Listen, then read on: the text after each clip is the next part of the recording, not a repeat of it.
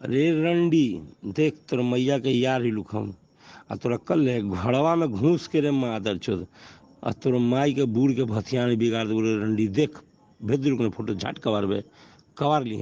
हमारे साथ ये रिया है जो कि दिल्ली की रहने वाली हैं। 2014 में बिहार आई थी, पटना में, नौकरी के नाम पे। एक युवक इनको फ़ोन करके बोला, शायद वो युवक इनके मम्मी पापा को जानता था।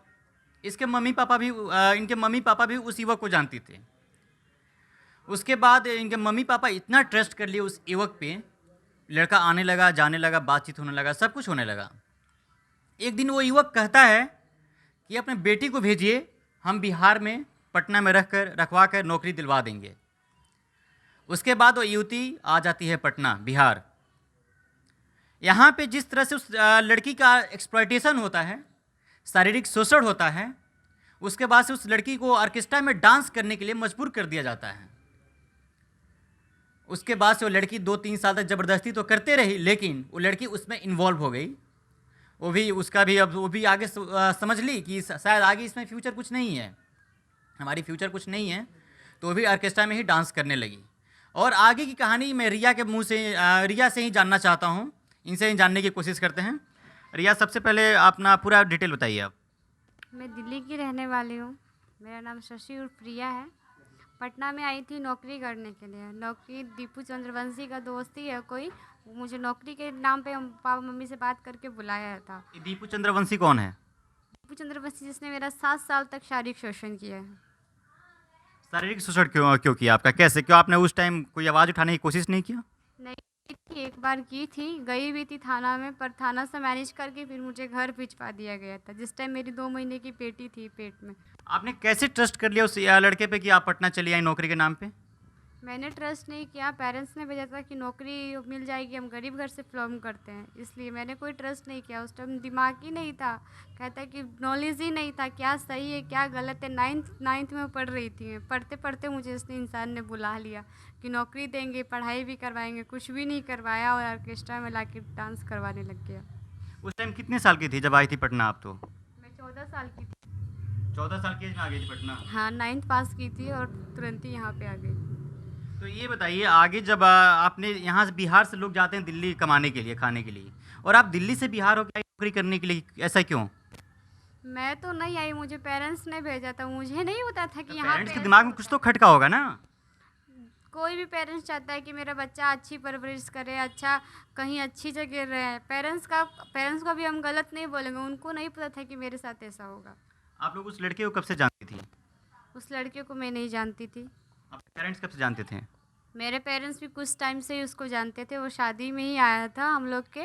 किसके शादी में आया था वो? दानापुर में शादी हुआ था, मेरे पापा के रिलेशन है, वहाँ पे शादी में आया था। वहीं पे उसने मेरे पेरेंट्स का नंबर लिया था, मेरे पेरेंट्स से बातचीत करना स्टार्ट हुआ था। दानापुर में कैसा रिलेशन है आप लोगों का? मेरे पापा के दोस्त का। पापा के दोस्त के रिलेशन है? हाँ, पापा की दोस्त के रिलेशन में आए थे, वहीं से बातचीत हुई थी। और वहीं से वो इंसान, मेरे पापा बोले थे कि अगर नौकरी के लिए चाहिएगा तो बताइएगा। एक मेरी बहन 12वीं क्लास उस टाइम पास की थी, उस टाइम मैं 9th क्लास पास की थी, तो इसलिए नौकरी के लिए बुलाया था उसने। तो बड़ी वाली को बोल दिया कि नहीं उसको मत भेजिए, छोटी वाली को भेज दीजिए, ऑफिस में जॉब करेगी, चाय पानी देगी, अपना पढ़ेगी लिखेगी, अपना आराम से रहेगी। पर उन लोग पापा मम्मी को भी नहीं पता था कि मेरे साथ ऐसा ऐसा हो रहा है। वो 2 साल तक तो किसी से बात करने देता नहीं था, ना ही घर जाने देता था, फिर मारता था। कुछ बोलती थी फ़ोन पे, पापा मम्मी फ़ोन करते थे बात करने के लिए तो खाली मारता था, घर कभी जाने देता ही नहीं था। 2 साल बाद एक बार मुझे घर जाने दिया, वो भी धमकी दिया कि अगर किसी को कुछ बोली तो गोली मार देंगे। 2014 में आप पटना जब आई थी, तो उसके बीच 2014 से लेकर 2022 तक अभी तक क्या क्या घटनाएं हुई आपके साथ? एक एक घटनाएं बताइए पूरे डिटेल में। मेरे साथ बहुत कुछ हुआ है। मेरे साथ कहते हैं ना कि जो कहते हैं ना ज़बरदस्ती रखना, एक हफ्ते तक तो मेरे साथ ज़बरदस्ती उसने गलत किया। गलत करने के बाद ऑर्केस्ट्रा में भी डाल दिया, ऑर्केस्ट्रा में डांस भी करवाया, फिर मारता भी था, कहीं जाने नहीं देता। जिससे बोल लेती थी उसको जाके मारता था कि इससे तूने क्यों बात की, उसको भी मारता था, मुझे भी मारता था, और ज़बरदस्ती पैक करके रखता था। 2 बार तो मैंने सुसाइड करने की कोशिश की है, और 2 बार उसने मेरा बच्चा भी अबॉर्शन करवाया इन 7 सालों के बीच में। और तीसरा बच्चे की मैं माँ बनी हूँ, वो मेरा बच्चा आज है, उसको भी अपनाने से इनकार कर रहा है और कह रहा नचनिया बजनिया तुमसे कौन शादी करेगा। और शादी के नाम पे मेरा शारीरिक शोषण करता था। वो एक बच्चा क्या है बच्चा दीपक चंद्रवंशी का जो है। आपके जो लड़का लेके आया था यहाँ पे? हाँ, उसी का है। अब क्यों इनकार कर रहा लेने से वो? कह रहा नचनिया बजनिया मुझे खुद बनाया है, सब चीज़ वो खुद किया है। उसके बाद बच्चा को अपनाने से इनकार कर रहा है, कह रहा बेटी हम कभी नहीं अपनाएंगे, ना ही कभी अपना नाम देंगे, और ज़्यादा बोलेंगे तो जहाँ पे भी है वहीं जाके मारेंगे, जिसके साथ है उसको भी मारेंगे, जो रख रहा है उसको भी मारेंगे। अभी वो लड़का क्या करता है? मुझे नहीं पता क्या करता, क्योंकि 1-1.5 साल से तो मेरा कोई उससे कॉन्ट्रैक्ट नहीं है। बच्चा होने के बाद कोई कॉन्ट्रैक्ट नहीं है। नहीं, आप बताइए। अभी कुछ देर पहले आप कुछ और बता रही थी, अभी कुछ और बता रही हैं। अभी सच्चाई बताइए, वो लड़का एक्चुअली करता क्या है, रहता कहाँ है? रहता वो गांधी मैदान में है, गांधी मैदान में उसका अपना घर है। इतना नहीं पता मुझे डिटेल में कि क्या करता है, जितना मुझे मालूम था मैं मीडिया में बता चुकी हूँ। उसका एक किताब दुकान है और 2 घर है, वहीं रहता है। किताब दुकान है? कहाँ पे किताब दुकान है उसका? गांधी मैदान में जो बुक सेल लगता है ना, वहीं पे एक किताब दुकान है वहाँ से उसका। तो दुकानें उजड़ गई हैं अब। नहीं लगी है, फुटपाथ पे किताब लगी है, जाके देखिए आप, वहाँ लगी है। वहाँ पहले दुकान थी, अभी ना हटी है, कुछ टाइम हुआ है। इस ड्यूरेशन में किन किन लोगों से आप मिली, कहाँ कहाँ मिली?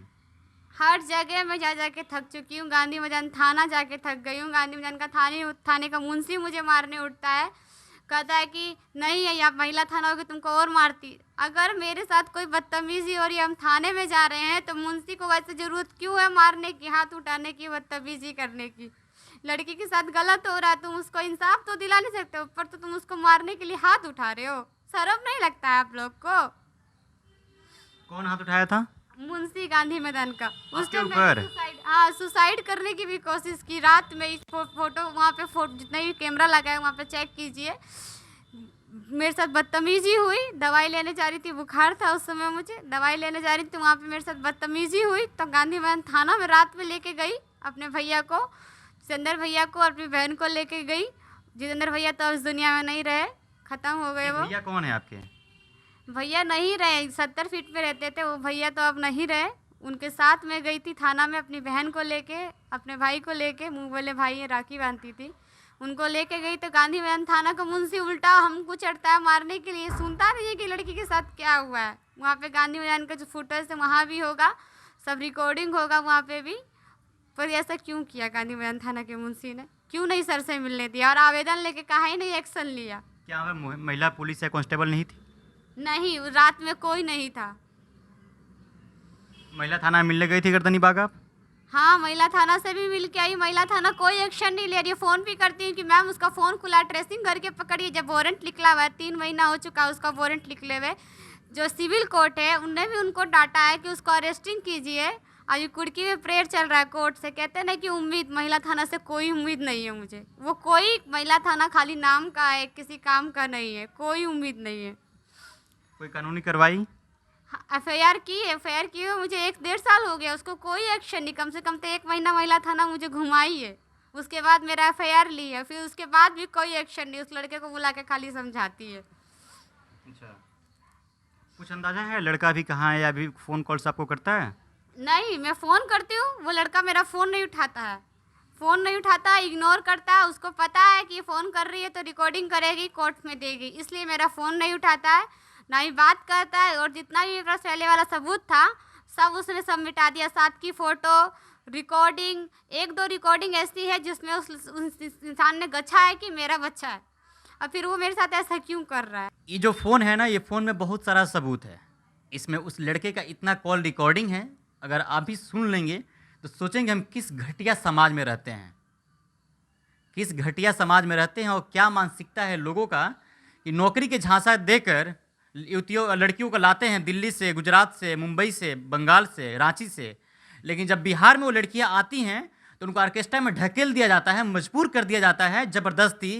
वो लड़कियां फिर भी जाने के लिए तैयार नहीं होती हैं, लेकिन जबरन उनको ढकेल दिया जाता है उसमें। देखिए रो रही हैं अभी हमारे साथ, ये इतनी डरी और सहमी हुई है, इनको लगातार धमकियां मिल रही है कि तुम्हारे पर तेजाब डालकर जला देंगे, अगर कहीं भी मुंह खोलोगी तो मार देंगे। ये सारी धमकियां मिल रही है ना आपको? हाँ, ये धमकियां देने वाला कौन है? कि दीपू चंद्रवंशी के दोस्त थे रवि ऑर्गेनाइजर, वो धमकी दिया है मुझे तेजाब फेंकने की और 4 लड़का से घर के पे चढ़वा के रेप करवाने की। रेप करवाने का धमकी दिया है। हाँ, जगदलपुर थाना में भी कंप्लेन की थी, आवेदन दे के आई थी तो कोई एक्शन नहीं लिया। प्रभारी को भी 2 बार कॉल कर लिया, कोई एक्शन नहीं लिया। आप सीनियर पुलिस ऑफिसर किससे मिली? नहीं, मैं नहीं मिली, डर के मारे नहीं जा रही हूँ, क्योंकि कभी भी कुछ भी मेरे साथ हो सकता है। ये थाना कौन सा पड़ता है यहाँ पे? जगदलपुर थाना में। जगदलपुर थाना में गई थी आप? हाँ, आवेदन देने गई थी पर क्या सर हुआ से वहाँ पे? नहीं मिली, कोई एक्शन नहीं। इस प्रभारी सर को मैंने कॉल भी किया, रिकॉर्डिंग भी की है, तो बोल रहे हैं कि थाना में कैसे आए, वो तेजाब फेंक देगा मेरे पे। तो नहीं, आपको तो थाना में तो जाना पड़ेगा, तभी तो हो पाएगा। आवेदन या देने तो गई 112 पे थी। कॉल कीजिए, आप किसी मुसीबत में है तो। आवेदन 112 नंबर पे ही मैंने फर्स्ट टाइम कॉल किया, जिस टाइम मुझे तेजाब फेंकने की धमकी दी थी। वहाँ पे पुलिस गई भी थी रात में, उस लड़का के घर पे छापामारी की थी, लड़का को भगा दिया गया जो लड़का धमकी दिया था।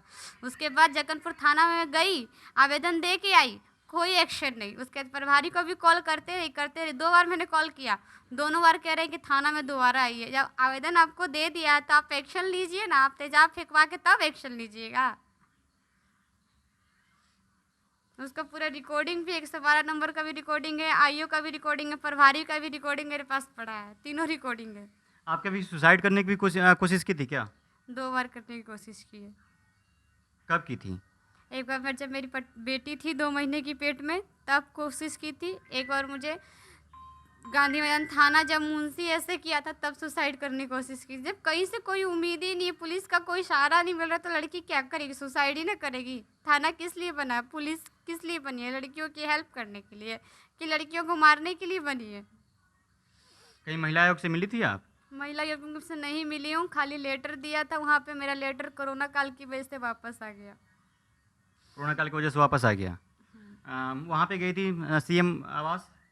नहीं, वहाँ पे मैंने भी आवेदन दिया है सीएम आवास में, पर अभी तक वहाँ से कोई रिप्लाई नहीं आया, कोई कुछ नहीं आया। कुछ रिप्लाई नहीं आया? नहीं, और कहीं गई थी? नहीं, खाली गांधी मैदान थाना, एसएसपी ऑफिस लेटर ट्रांसफ़र किया, वहाँ से भी कोई नहीं आया। एसएसपी ऑफिस में क्या बोला गया? एसएसपी ऑफिस में लेटर ट्रांसफ़र किया, कुछ नहीं आया। एसएसपी ऑफिस में जाते हैं, सर नहीं मिलते हैं, क्या करें, वहाँ से घूम के ही आना पड़ता है। फिर लेटर ट्रांसफ़र भी किया, कोई और कुछ नहीं। डीआईजी सर के पास भी लेटर ट्रांसफ़र किया, वहाँ से भी कुछ नहीं आ रहा है। कोई उम्मीद ही नहीं दिख रही है कि पुलिस कहता है ना कि पुलिस से कोई उम्मीद नहीं है। पुलिस से कोई उम्मीद नहीं है अब आपको? नहीं, बहुत घूम घूम के थक गई हूँ, कोई एक्शन नहीं लेता है। सुशासन बाबू, नीतीश कुमार जी, आपके पुलिसिया दम में शायद दम नहीं है। आपका पुलिस भी इनको सुरक्षा मुहैया नहीं करा रही है। ये घर से निकलने में भी डरती हैं। शायद इनको डर है कि इनके ऊपर कब तेजाब फेंक दिया जाए, इनको कब मार दिया जाए, इनके ऊपर कब हमला हो जाए। ना ही कोई आपका महिला थाना सुनती है, ना ही गांधी मैदान थाना सुनता है, ना ही एसपी महोदय सुनते हैं, और ना ही शायद आपके जनता दरबार में इनको कभी नंबर आएगा कि आपसे मिल सके। जख्म इतना बड़ा है कि शायद इसको भरने में कई साल लग जाए, पता नहीं। जिस तरह से लगातार लड़कियों का शोषण हो रहा है, नौकरी का झांसा देकर लाते हैं बाहर से लड़कियों को, और यहाँ पे उनको गंदे काम में ढकेल दिया जाता है। और इसका दोषी समाज भी है, ना कि केवल ये लड़कियां हैं और लड़का है। इसका दोषी हम और आप भी हैं, जो ऑर्केस्ट्रा देखने पर मजबूर होते हैं, और ऑर्केस्ट्रा देखने में लाखों करोड़ों युवा चले जाते हैं। जब तक ये ऑर्केस्ट्रा समाज से बंद नहीं होगा तब तक शायद कुछ भलाई नहीं हो सकता है। और जब तक माताएं और बहनों की शोषण बंद नहीं होगी, या कोई भी ऑफिस हो या कहीं भी कोई भी काम करती हो, कहीं भी हो, हर जगह एक्सप्लॉयटेशन लड़कियों का हो ही रहा है, इसमें कोई शंका नहीं है। तो फिलहाल इस बातचीत में इतना ही। मेरा नाम आदित्य है, आप द पंचायत देख रहे थे। हाँ, अगर आप इस वीडियो को देख रहे हैं ना, जरूर उस पुलिस थाना तक, महिला थाना तक पहुंचाने की कोशिश कीजिएगा, एसपी महोदय तक पहुंचाने की कोशिश कीजिएगा, और तमाम पॉलिटिकल पार्टियों तक पहुंचाने की कोशिश कीजिएगा। और तेजस्वी प्रसाद यादव से भी उम्मीद है कि इनको शायद कहीं सुरक्षा मुहैया कराया जाए, और इनको एक उम्मीद है कि थाना से इनको न्याय मिलेगा और लड़का बहुत जल्द सलाखों के पीछे हो। तो फिलहाल इस बातचीत में इतना ही। आप बने रहे द पंचायत के साथ, तब तक के लिए बहुत बहुत धन्यवाद।